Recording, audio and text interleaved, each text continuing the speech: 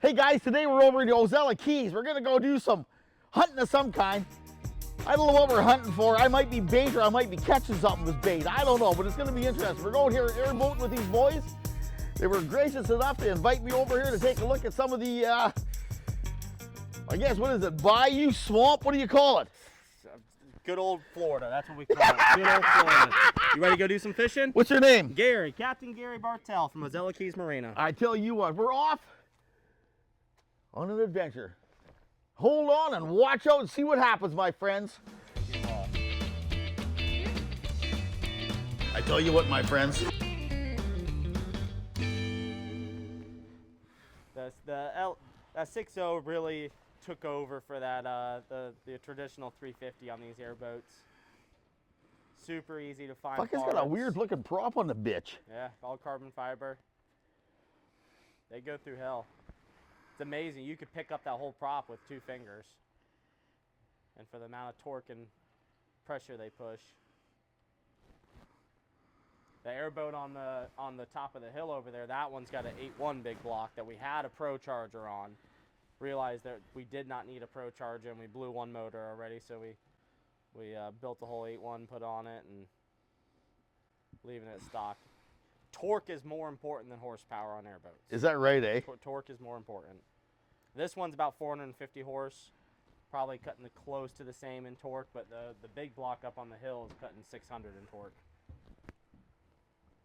I'm going to be very interested. How does it handle? Is it turns fairly sharp, or there must be obviously a skill set to driving it? It definitely in the operator. You know, it's completely flat bottom.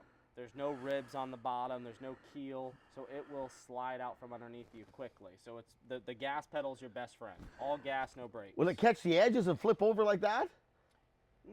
Depends how the airboat hull's designed. These ones that have more displacement because they're longer and wider, you don't have to really worry about that. Especially in shallow water, but like the smaller boats that have the curves, like the fiberglass ones, those ones will roll on you fast. Is that right, eh? Yeah. And you got that prop spinning right back behind your head. Yeah.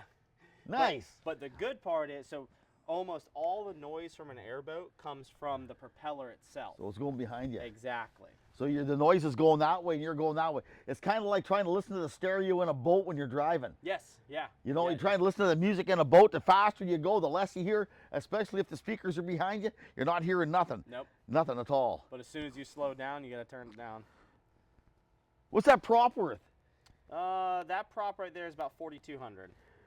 That's for all 3 blades in the hub? All 3 blades in the hub. Then you have the belt drive system. I see that. What is it, like a 2-to-1 or something? That one's a 2.38 to 1. Now, is that up or down? Does it turn faster or slower than the motor? Slower. So being that it's carbon fiber, even with wood props, once you break 3,000 RPMs on that prop, it hits the sound or sonic. Yes. You get the sonic boom, and you get the sonic boom, and it will sonic boom. Absolutely. So it cuts. So let's say like today we're going to be cruising normally like 4,800 RPMs. Okay. Consistent. So that prop's turning about fucking 22 or 2? Yes. So you put more surface area on your prop and just spin it slower and you get your volume going through it and away you go. That's it. And it's going to save the life on those motors. A lot of people where they run direct drive, so like the 500 Cadillacs or the old 400s, you will not get the life span that we will when you do a gear box. So a lot of those guys in those motors will run direct drive. So they're putting too much stress on that motor. Well, the crankshaft you would think would just be doing the old dance in there. Yes. With all that hanging off. It just isn't the clutch. You got a whole son of a bitch and prop dangling off the back of that, your thrust bearing, and the rear main bearing on there, you'd think would just take a shit kicking on it. Oh yeah, absolutely. The lifters. So the lifters are normally the thing that causes the mass destruction in those motors. Is that right, eh? Why is that? It's really the GM lifters. When we get Well, you know what, GM, the old motors, GM always has had bad lifters. Yeah. Like your old big blocks and small blocks, if it didn't eat the back two lifters out of it, it wasn't doing something right. Absolutely. We've gotten crate engines, brand new, 6.0s, and the first thing that we do is take those lifters out, throw them in the trash. We get like the Johnson lifters, if you can find them now, replace them, because we've went through more headaches where we put a crate engine on it and we get 10 hours on it. No shit, eh? Yeah, oh yeah. We've gone through more motors than you can imagine. See, the other problem nowadays too is the oil that you buy off the shelf is no good. It doesn't have no molybdenum in it. Yes. There's no lubricant in it. So if you don't buy hot rod oil or stuff for older motors, it doesn't have lubricant in it to run the camshaft, and if you're running a solid tappet, it'll just eat it. It's used to running roller rockers, so. Yeah, because I know like we will only run VR1, the Valvoline VR1, the racing motor. Yeah. The oil, that's the only oil. That's we'll probably put on because our it's got boats. all the stuff material still in it. Like I say, this motor here is newer, so it probably don't. This motor's all rollerized. This one here on the cam and Correct. stuff on Yes. it. Yeah. But if you got the old push rod with the old flat tappets in it, if you don't put oil with the right additives in it, if you go buy a can of oil off the shelf right now and do an oil change on an older motor and put it in there, the camshaft it'll eat the camshaft out of it before your oil change. That probably explains a lot of our past issues. Yeah. Knock on aluminum. We've gotten it pretty nailed down now. I mean, we've gotten out of this motor. We've gotten 3 years of life. No shit. Yeah, where we had been going through a motor every year, if not half a year. I mean, we had the point where we're keeping 2 crate engines in the garage ready to go. How many boats do you have? We have 3 boats. So this one's one of our touring boats, but I take out the front seat, set it up for fishing. In the wintertime when we have these negative low tides, because you'll see where I'm taking you today, there's no other boat that can get where we're going. No other boat. Does this boat, will it go over just about anything? Yes. Yeah, so I could drive this boat up in the parking You lot. could, eh? Oh, yeah.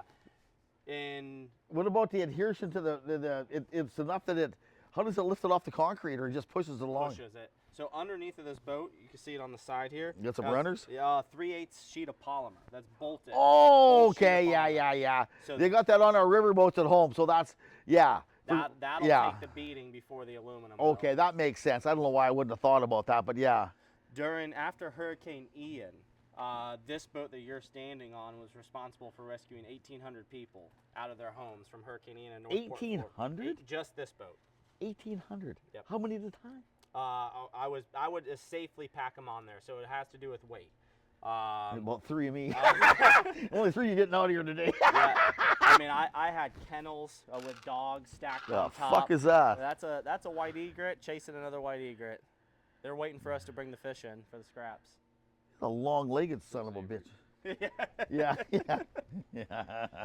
You get nothing. I was going to ask you if you rescue people on this. Oh yeah, Hurricane Ian was the biggest one, and we actually made a really great relationship with the fire department in Northport, Florida. We showed up.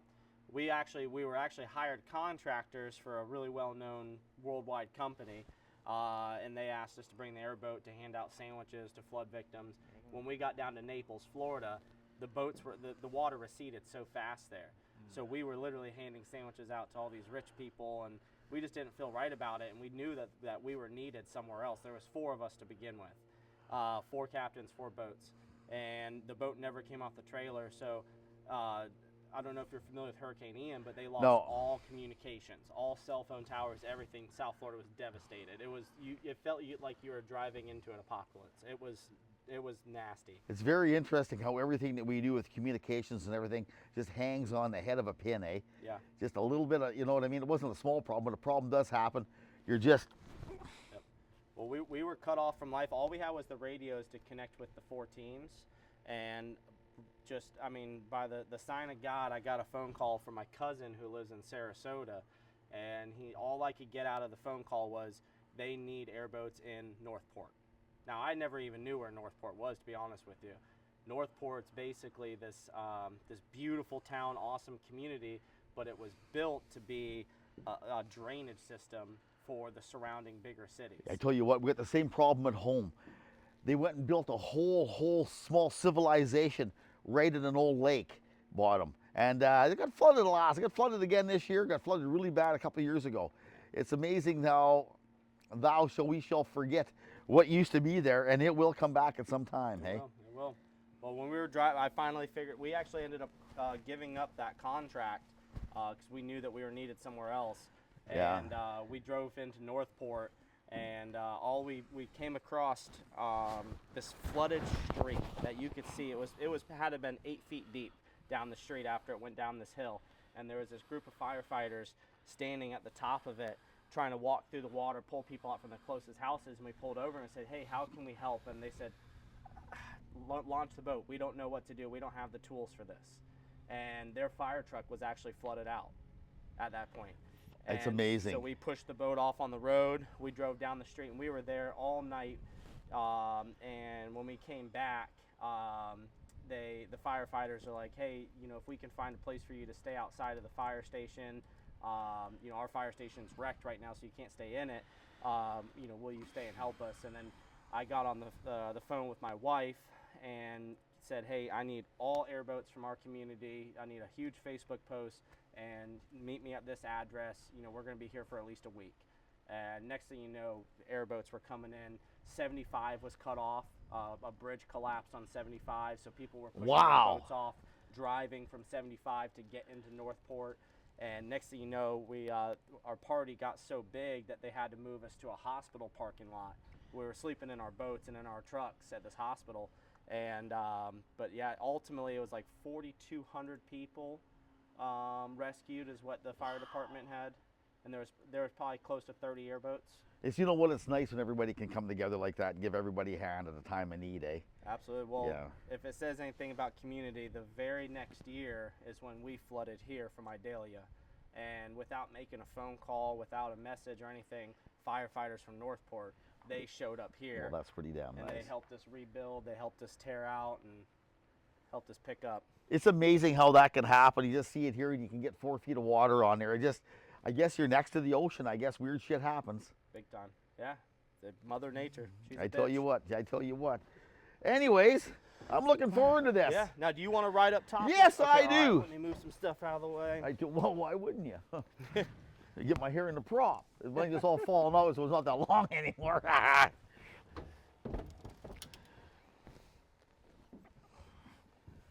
I can't wait to get a fishing lesson. What I know about fishing, you can put it in a nutshell. I know how to buy them at Safeway. Just give them like $20 or $30, you can get one at Safeway already fished. It's a lot cheaper that way, too. Yeah. All right, I'm going to. Pay for that stuff? Yeah, it's perfect. On that actually. Now, is there anything that can't get wet in this? Because if so, what we can do is take this and put it on the seat and then buckle it on. You know, it's very interesting. This, it just doesn't seem right having that big propeller behind you. Yeah. It'll feel right soon. Once you start up, I'm good. Hey, Joanna! Nice, right? It sounds goddamn throaty, eh? Oh yeah. Oh, wait till we get on it. Believe me some. Yeah! That's an interesting house. Did they build that and then lift it up later, or was it built that high? Yeah, so after Hurricane Helene is when houses in our areas, they started lifting. How the hell do you get a vehicle and there's a road through there? There's enough room? For You guys truck got underneath? there's a Jeep under there, Yeah, yeah. you'll see on the front side there's a little driveway that goes to it. If it tells you anything, so Hurricane Idalia, we had about a foot of water inside of this cabin right here. Hurricane Helene, we had 3.5 feet of water. Hurricane Idalia, we had 34 inches of water inside the store. Hurricane Debbie, we only had like 4 inches. It wasn't anything crazy. And then Hurricane Helene, we had 5.5 feet. Debbie once told me I only had 4 inches too. She was wrong! On 3. Yeah. So I take it you don't go airboating through here at 4 o'clock in the morning and wake everybody up? Now, actually, our county has a curfew, so it's sun up to 11, Interesting. which it's definitely respectable. It is neat in here. Oh yeah, it's old Florida. Now these canals here, these were man-made by the state. Their goal, there was never any future commercial development out here in the islands of Ozello, so they created these canals to try to gain as much residential buildable lots as possible to encourage more of a residential development here. That's very interesting. What do you take? That's bags, I take it, and you just throw them there and they Yeah. just do their thing when they get wet. When my brother and I were kids in our neighborhood, we saved up enough money by building these Sacrete seawalls to get our first airboat. That's how we got enough money to get our first airboat. And that airboat, 10.5 feet. That one had a 350 Oldsmobile engine in it. We redid the whole thing. So we went to marine mechanics school, and it was like a Votech school. And in your 2 years of schooling, you have to have one engine rebuild to graduate. So that was our engine rebuild, was the 350 Oldsmobile. It is. It's just neat in here. I tell you what, it's something that my end of the world where I live, you don't get this. You don't do these canals and stuff like this. Yeah. Everything's just river system and homes along the Yeah, river. just river system. Yeah. Like in my neighborhood, you wouldn't be allowed to do that because you might kill a fish or give it a headache. Well, nowadays you couldn't do this either. Is that right? Nowadays they're a lot more strict with their. Well, you'd have to build it all and build all the structure and then open up the channel and let the water. Oh, that's a cute little boat. That one's got a Lycoming engine on it. It's like a 0540. Is it lots of power? Supercharged. Oh yeah, that's a 70-mile-an-hour boat. Yeah. Yeah. This boat up here was our very first airboat that we sold to this guy. This guy owns a company. It's called Diesel Site. They sell like online custom diesel performance stuff. So like California is one of his big contracts, the state, because of all the mission controls they have to do. So he builds That custom. just freaked me the fuck out. Do you see the dog skeleton next to the cannon? But like that person climbing that tree over there. That's your first boat right there? that's our first, yeah. Now he put in close to 60 grand in that boat to rebuild it. Yeah. What are these boats worth? This one brand new was 70,000. Our main boat, our main tour boat was 90,000. That's 100. That's yeah. That's fuck. That's yeah. What is it, pesos or something you have? The fucking pesos. You might as well fucking be. What is the currency called? Is it dollars? It's dollars. Yeah, $140. About $140 Canadian is about $100 American. Oh, wow. Yeah. Your dollar's about, I don't know, about 40% stronger, 30 to 40% stronger than ours. That's very interesting. See, these are the idiots we have to deal with, though. Like everyone knows, this is all idle zone through here, but then you get these Yankees who come through here and get an airboat.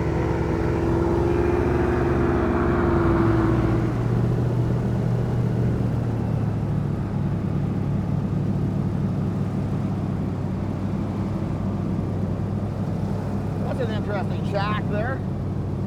Now, I know what you're thinking. You're wrong. That's not my house. Hey, that's your ex's house. You got all your fucking money. That's It was his house. This is, the next house is really cool. So the house you saw back there that was lifted, that Yeah. one only took a day for them to lift because it was a mobile home. This house right there, that was a concrete foundation, No ground shit. level home. They lifted the entire foundation up. That house probably had close to 6 feet of water in it. You when know it what? was on the ground. My dear stepchild Jacob, that's what he does in Vancouver, Canada. They go in and they'll lift all these buildings up, and that's what he does for a Really? part-time living. Yeah. I mean, what they did, I want to say that was close to 300,000 to lift that. That one was a big job, though. The other thing I want to say is, if you didn't know your way around here, you might be lost out there for a day or two. Hey, no promises. We're not going to get lost. That's my goal from every trip. When I leave the dock, my goal is to figure out a way to get lost. Because you'll see, when you get out there, you want to get lost. This is nothing what you're getting ready to see, Avery. I like it. I hope I like it. Now, what kind of weird shit lives out in there? Raccoons. The raccoons swim? They will, yeah, absolutely. Wild pigs, lots of birds. We'll see bobcats. Yeah, we've seen deer swimming across the river. Now, all the growth on the sides, all those rock-looking things, those are all oysters. That's all oysters. Are they edible oysters or are they just whatever? I guess if you're hungry enough, you can eat them, but you wouldn't want to. Right now, you could because the water temperatures are so low. But like when the water temperatures get high, they'll get that bacteria, and especially with the change in water temperatures. Because it's so shallow here, the water temperatures will go up and down throughout the day, which will collect that bacteria. So it's not the safest. If you know what you're doing, you can do it, but I don't recommend it until you really look into it. Well, not that deep, eh? What, 4 or 5 feet, 10 feet? Right here, about 2 feet. Here soon will be an inch of the water. Well, interesting. We'll see. Right in my end of the world, there we riverboat lots. Do what now? Riverboat, like a jet boat with a Teflon bottom, like you have. Yeah. That's This here would be a riverboater's paradise in here. the hardest question for me to answer on tours is what's the average depth? My easiest answer I can give is shallow. The average depth is shallow because you can see how it just changed. Now we're at about 2 feet, but right up here it's going to be just a couple inches. You can see the break in water. Yeah, that's shallow there. Yes. Yeah, you can tell you read the rocks. Yeah. But out in the middle is about 8 feet. Yeah. And then there's a hole up here that's like 20 feet. And then it goes right back to a foot. Now, is there a tide in here? Yes. So How much tide? about 2 feet difference. Interesting. So you have a 4 hours of an incoming. We're right about in the middle of it now, it looks like, or the top of it, or is it going up or down right now? It's going out now. The tide's going out.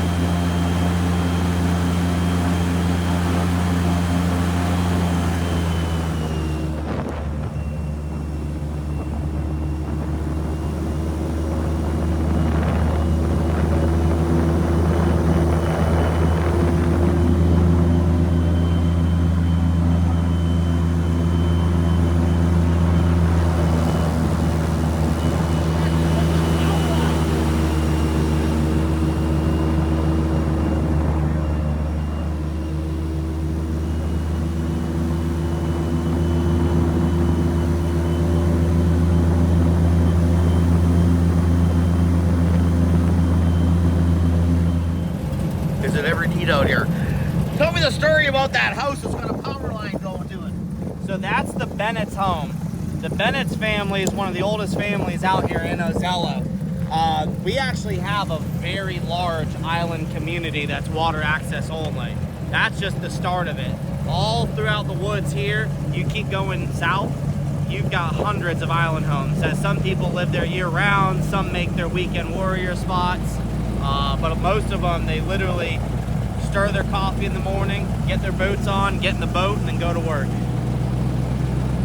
What are these buoys we see in the water here? What is that? So you've got different color buoys all over that are different blue crabber companies. Interesting. And then these white pelicans right here, they are not native to Florida. So those are our snowbirds. Are they from Canada? They are. They're Canadian pelicans? No, they come from Nova Scotia. No shit. They're fucking a bunch of newfies. Probably drinking a bunch of screech, got pissed and didn't know where they landed. We've had, I think they're swan or white swan or whatever they're called. We've had them mistake those white pelicans for their flocks, and they fly in with those pelicans. We've had it happen a few times now. But they're pretty big. Oh, that's the largest breed of the pelican family. Average wingspan of 8 feet. No shit. Yep.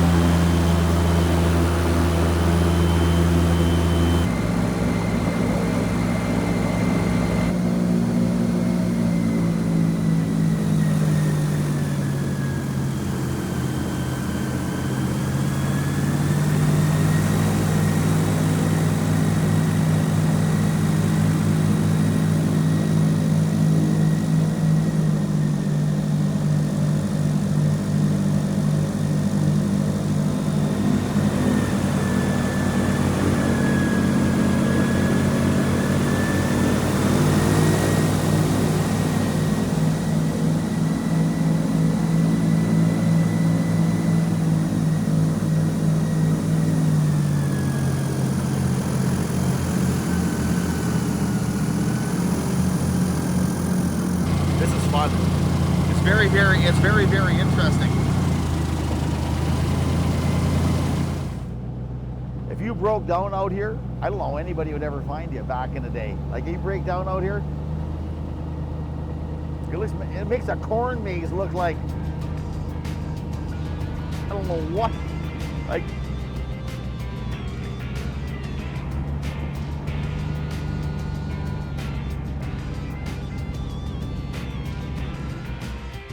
There was no way for these fish to get out of the hole. well, that's the easiest way to catch them. Just walk over there and pick them up. Yeah. what kind of fishing?